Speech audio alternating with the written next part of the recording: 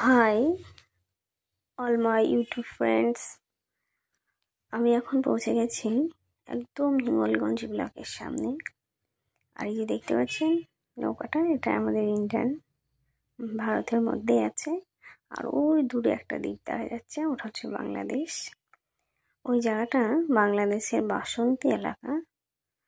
আর আমরা এখানে কাজের সূত্রে এসেছি, তো সবার সাথে একটু জায়গাটা, পরিবেশটা একটু ভাগ করে নিচ্ছি। কেমন লাগছে সবাই একটু বলবেন।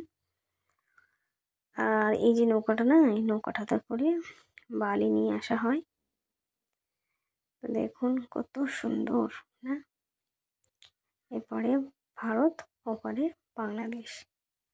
এই দৃশ্য না, একই স্থান, শুধু জলে দুটো দেশকে আলাদা করে রেখে দিয়েছে। ওই যে দেখুন ভারত